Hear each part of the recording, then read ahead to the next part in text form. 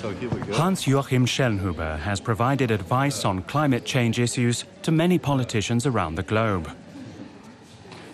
Schellnhuber and Rosina Bierbaum are influential scientists, and when they have something to say, the world listens. But for Schellnhuber, it's not the public exposure he's interested in.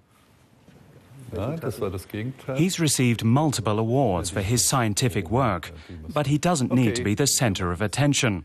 Together, he and Bierbaum have carried out several studies for the United Nations.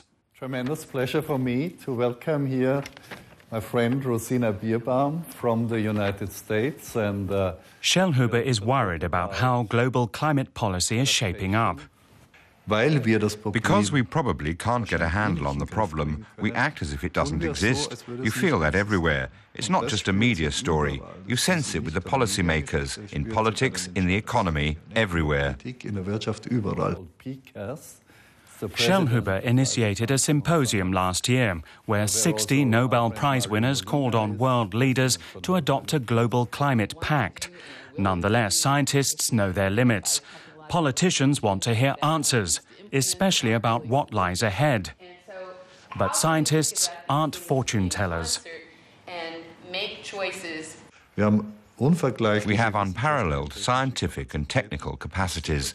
There's no comparison to 50 or 500 years ago. The potential is there, and we could more or less ensure that nobody would have to fall off the train of prosperity to do it. On the contrary, more people could jump on. There would have to be a mutual will. Schellnhuber heads for the Climate Impact Research Institute in Potsdam, outside Berlin.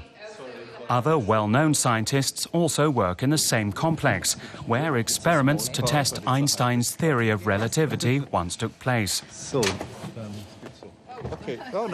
Today, Schellnhuber is advocating for a radical energy transformation, or put another way, for a new kind of industrial revolution. The scientist spent years studying in the US and Britain, and Schellnhuber can count on his broad network of contacts. He finds it important to give working relationships a personal touch. He says climate change is real and that we have to adapt to prevent more serious consequences. He likens the gravity of international climate talks to the negotiations that led to the end of the Cold War. Except now, time is even more essential. Schellnhuber earned his doctorate in theoretical physics. He hadn't planned to study climate change. But 30 years ago, he started examining chaos theory, the idea that complex systems affect one another.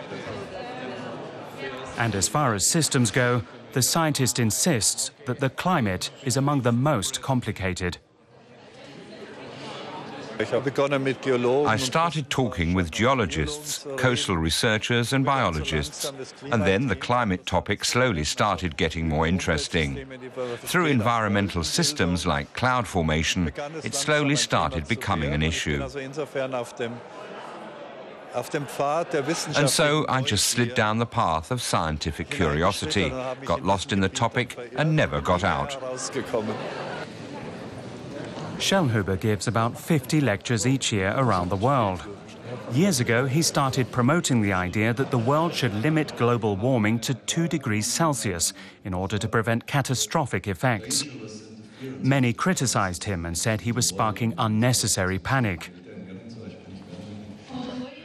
But Schellnhuber is convinced that a world 5 or 6 degrees warmer might not be able to support the growing global population.